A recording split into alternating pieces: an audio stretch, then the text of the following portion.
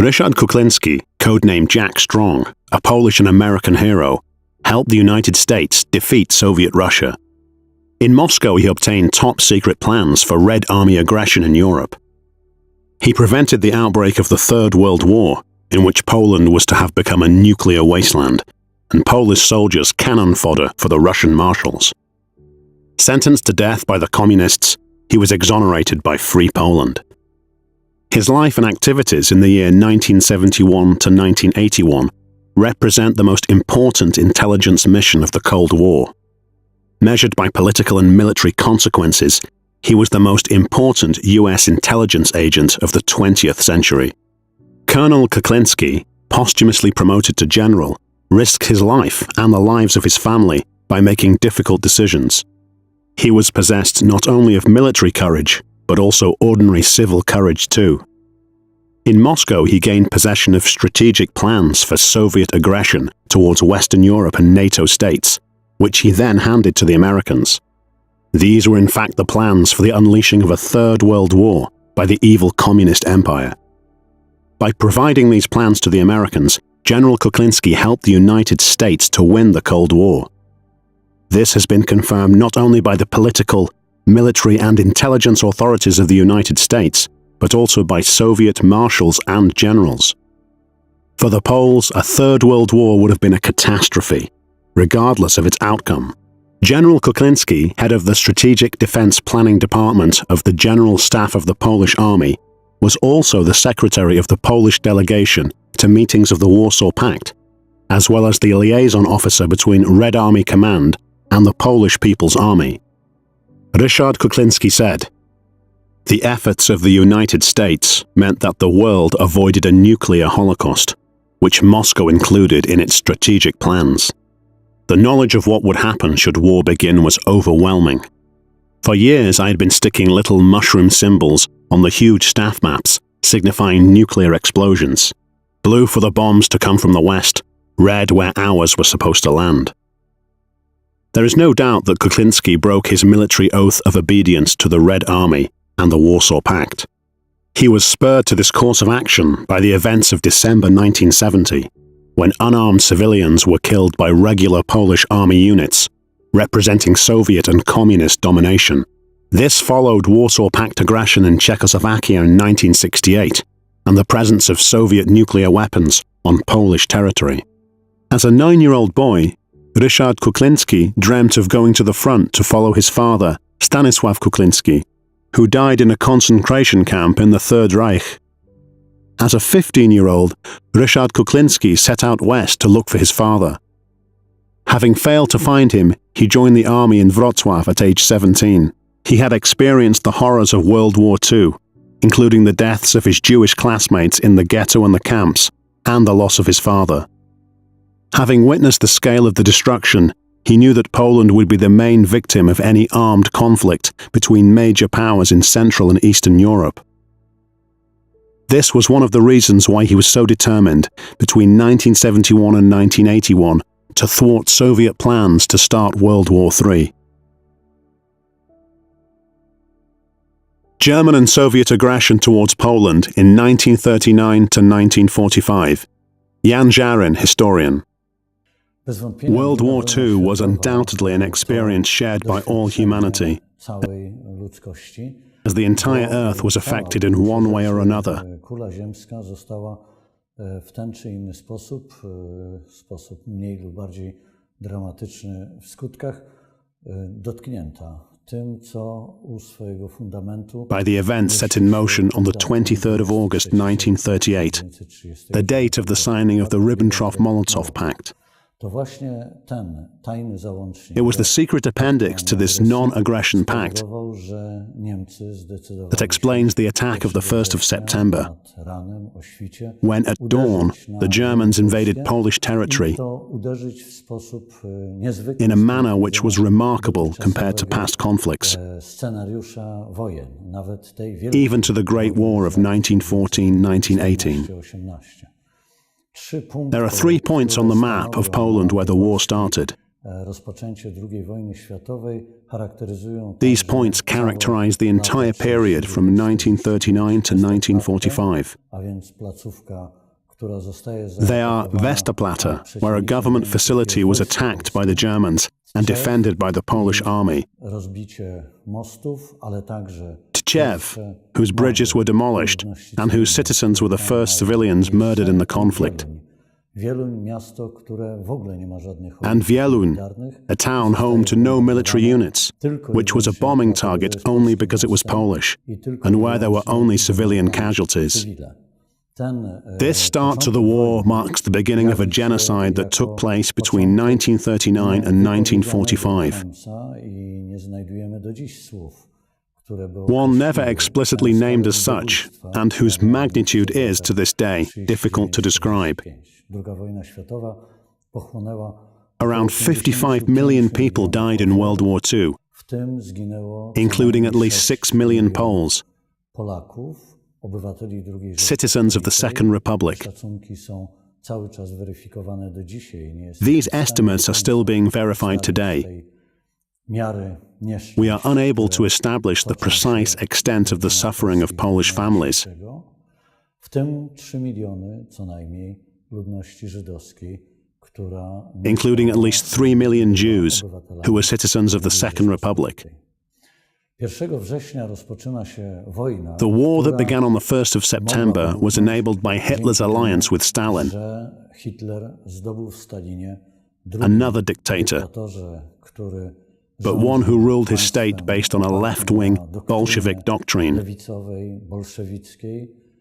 Stalin was such a good ally that he too declared war on Poland. Tak dobrego sojusznika, że mógł liczyć na możliwość wypowiedzenia wojny i wymordowania And murdered that part of the Polish population that he and Hitler considered superfluous. i Stalinowi niepotrzebna do The German and Soviet plan to eliminate the nation's elite które ciągnęły się od granic wschodnich do zachodnich Rzeczpospolitej. reveals the scale of the repression that took place on Polish territory Na ziemię polskie w pierwszym okresie between 1939 and 1941.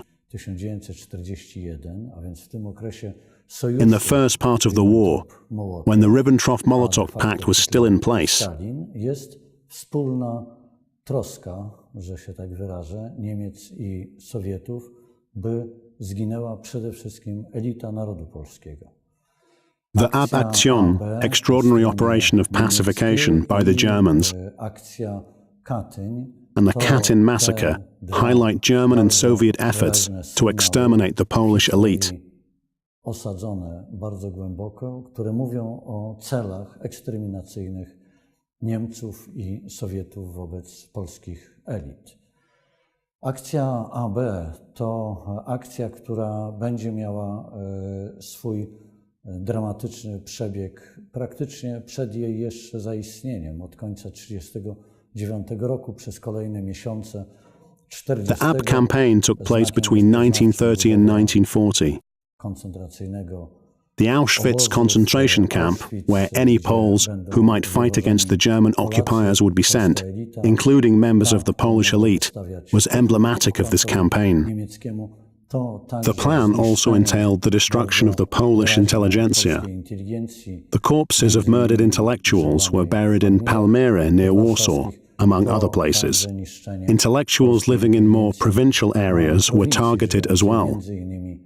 In a particularly barbaric act, professors from the Jagiellonian University in Kraków were sent to a camp in Sachsenhausen in the autumn of 1939. The entire region around Kielce was hit especially hard in the first months of 1940. The Germans used other forms of repression too, apart from executions and secret burials. There were also forced deportations from regions incorporated directly into the Third Reich, Kraï-Warty and Pomerania, taking place from autumn 1939 onwards. In Pomerania, there were also acts of genocide, including in Piaśnica, where the consequences of German actions can still be seen today. Deportations, concentration camps, and further repressions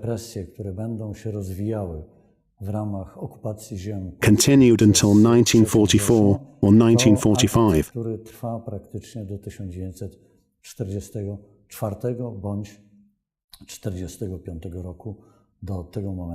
As long as the Third Reich occupied Poland. Let us mention these forms of repression, as they are exceptional on a global scale. Executions, genocide, concentration camps, labor camps for women and for men. The network of camps was visible both on Polish soil and within the territory of the Third Reich.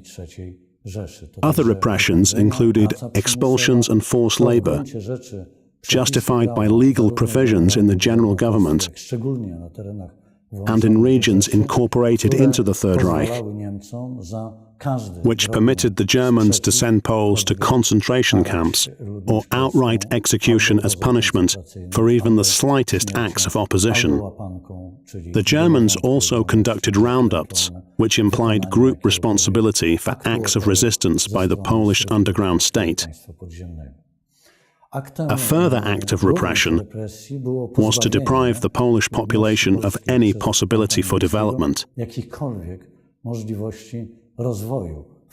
During this period, the Poles were reduced to a class of servants who were supposed to work and could not continue their education or partake in cultural activity. The only exposure to culture allowed was through entertainment passed on to Poland by the Germans, consisting of the most primitive films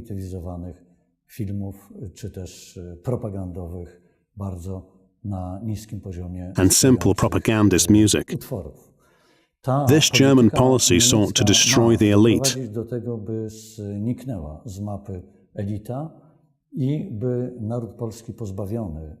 and to erase the identity of the Polish nation. A crucial step in this destruction was eliminating the Catholic clergy. For the Third Reich, Polish Catholicism was a disconcerting phenomenon, so the Roman Catholic clergy was especially subject to repression. 861 Polish priests died in the Dachau concentration camp alone. Many others were imprisoned and tortured.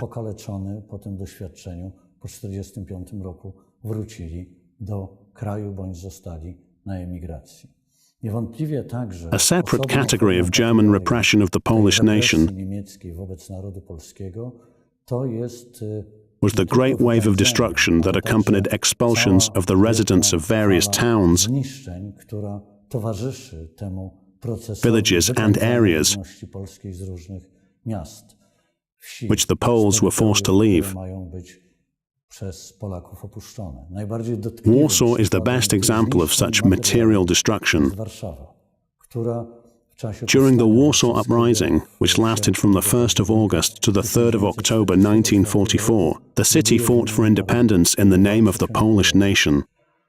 During the uprising, and especially after its crushing, the city was completely demolished. All its monuments, manuscripts, library collections, and works of art were destroyed, apart from the few items the Germans had looted earlier.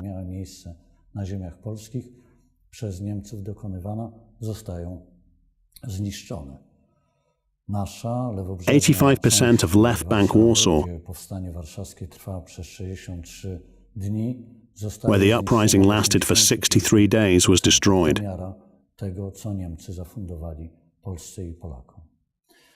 This example illustrates the scale of the damage that the Germans brought upon Poland. These expulsions and all the other repressions by the Germans continued after World War II because we were not on the winning side, for reasons that will be discussed below. In many cases, the Polish nation had to reside outside the country's borders after the war's conclusion. Polish soldiers fought on all fronts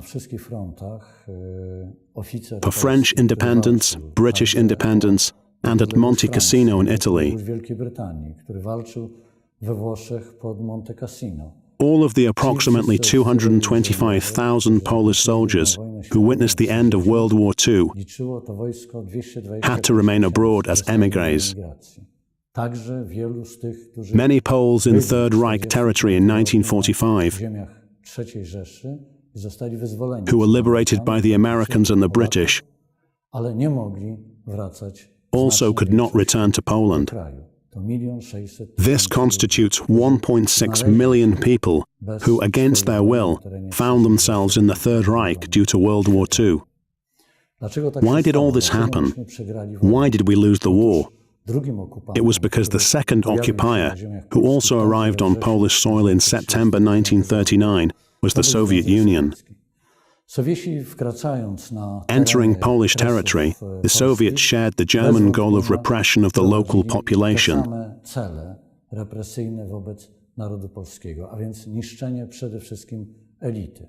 especially its elite. The Polish army was a part of this elite, as were its officers and reserve officers, arrested by the Soviets and murdered in 1940. The Katyn massacre, in which over 22,000 people were killed, was an act of genocide inspired by Stalin and executed by members of the Bolshevik party subordinate to him. The Soviet Union's policy towards Poles living in its territory was indisputably repressive.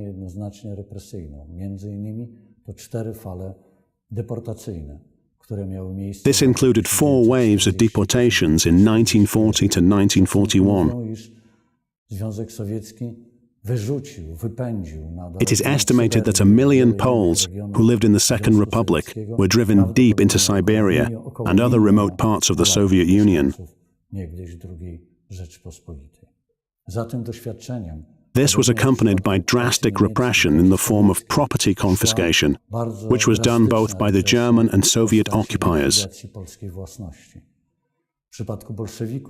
The Bolsheviks took the expropriation further, as in their case it included landowners, farmers, and the Catholic Church, which was subjected to atheist Soviet law. Since 1918, that law had fought all forms of religious expression within the Soviet Union. This Soviet repression, whose aim was to eliminate the Polish intellectual elite, and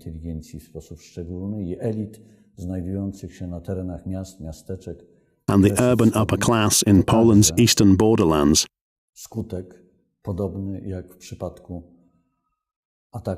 had a similar impact to Germany's attack on Poland. As a result of the Polish government's agreement with the Soviet Union,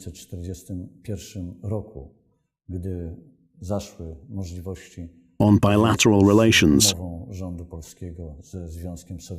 when an army commanded by General Władysław Anders was formed in the Soviet Union, he obtained Stalin's permission to form a Polish army corps, overall 77,000 troops, and over 43,000 civilians left the Soviet Union.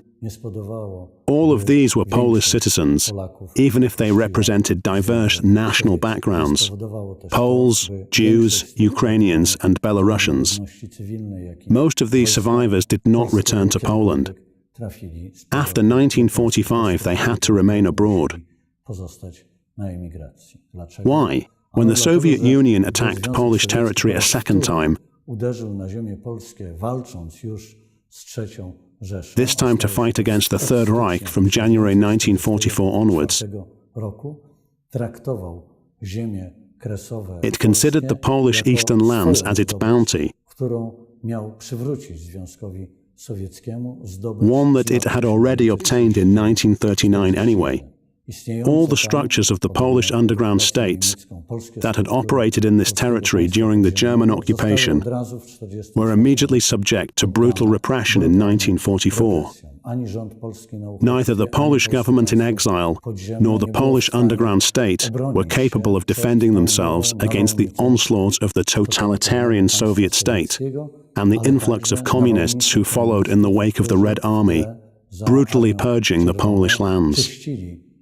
They did so with the aid of the NKVD and other formations, such as Smersh, a portmanteau coined by Stalin, meaning death to spies. Starting in July 1944, in the territory which today comprises Poland, the Soviets began establishing their authority while destroying the structures of the Polish underground state. For international purposes, they called this new government the PKWN, the Polish Committee for National Liberation. These Polish-speaking Soviet authorities were to take control of the territories of the Polish state and provide a model that could be replicated by ascendant communists in other parts of Central and Eastern Europe.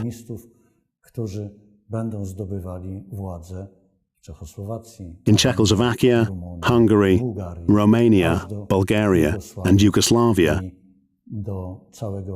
this entire important region of the old continent.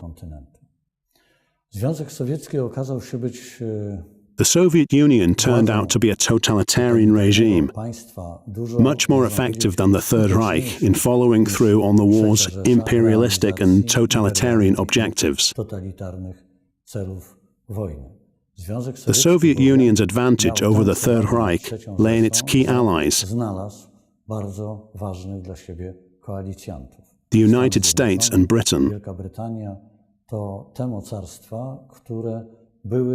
In 1939 to 1945, these powers were, on the one hand, Poland's allies, through international agreements and diplomatic relations with the Polish government in exile. On the other hand, good relations with the Soviet Union were in US and British interests. Russian troops were dying on the Western Front, sparing the British and Americans their own soldiers. Na froncie wschodnim i dzięki temu Brytyjczycy i Amerykanie mogli tą ekonomię krwi zachowywać w latach okupacji niemieckiej terytorium europejskiego. There is no doubt that the approach to the nation of Poland changed dramatically over the course of the war between 1939 and 1945. During its first phase, from 1939 until 1941, we were Britain's main and key ally. That was when Britain needed us the most, as we defended the British skies. As soon as the Soviet Union changed from an enemy of Britain and the US, which joined the war in 1941, to their ally, Poland's interests and the Polish nation's right to independence increasingly lost importance among the Western powers' political aims. The Soviet Union offered the Americans and the British an entirely new dealt hand of the post-war cards. It did not want to appeal to the Treaty of Versailles with its idea of national self-determination, but rather to the Treaty of Vienna, dividing Europe into spheres of influence.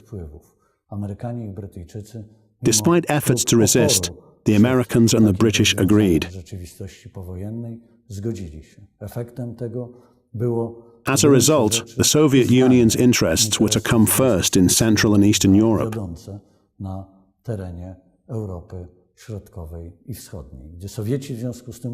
Forcing out the Germans, the Soviet Union invaded Polish territory and from 1944 onwards began destroying the Polish underground state structures.